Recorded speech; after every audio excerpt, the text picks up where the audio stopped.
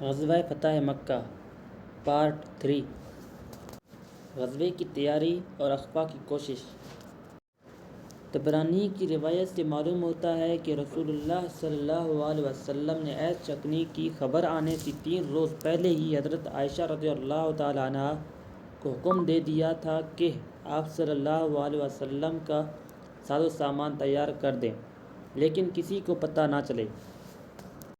اس کے بعد حضرت عائشہ رضی اللہ تعالی عنہا کے پاس حضرت ابوبکر صدیق رضی اللہ تعالی عنہ تشریف لائے تو پوچھا، بیٹی یہ کیسی تیاری ہے؟ انہوں نے کہا، واللہ مجھے نہیں معلوم۔ حضرت ابوبکر صدیق رضی اللہ تعالی عنہ نے کہا، یہ بنو اصغر یعنی رومیوں سے جنگ کا وقت نہیں۔ پھر رسول اللہ صلی اللہ علیہ وسلم کا ارادہ کدھر کا ہے؟ حضرت عائشہ نے کہا، واللہ مجھے علم نہیں۔ تیسرے روز علی الصباح عمرو بن سالم خزاعی 40 سواروں کو لے کر پہنچ گیا۔ لوگوں کو معلوم ہوا کہ قریش نے ایس شکنی کی ہے۔ اس کے بعد بدیل آیا، پھر ابو سفیان آیا تو لوگوں کو حالات کا ٹھیک علم ہو گیا۔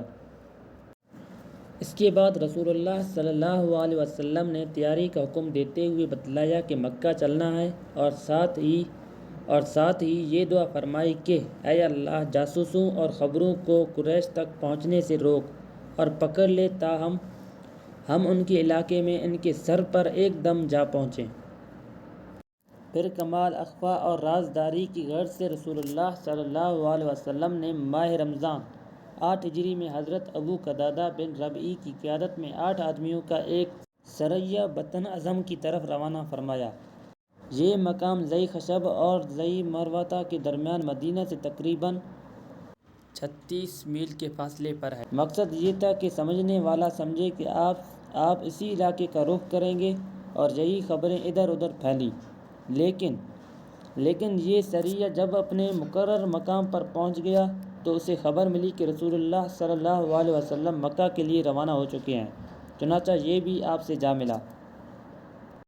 ادھر حاطب بن ابی بلتعہ رضی اللہ تعالی عنہ نے قریش کو ایک رقعہ لکھ کر یہ اطلاع دے بھیجی کہ رسول اللہ صلی اللہ علیہ وسلم حملہ کرنے والے ہیں۔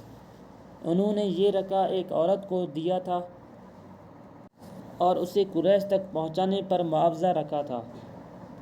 عورت سر کی چوٹی میں رقعہ چھپا کر روانہ ہوئی، لیکن رسول اللہ صلی اللہ علیہ وسلم کو وحی سے حاطب کی اس حرکت کی خبر دے دی گئی۔ چنانچہ آپ صلی اللہ علیہ وسلم نے حضرت علی رضی اللہ تعالی عنہ، حضرت مقداد رضی اللہ تعالی عنہ، حضرت زبیر رضی اللہ تعالی عنہ اور حضرت ابو مرثد غنوی رضی اللہ تعالی عنہ کو یہ کہہ کر بھیجا کہ جاؤ روضہ خاک پہنچو۔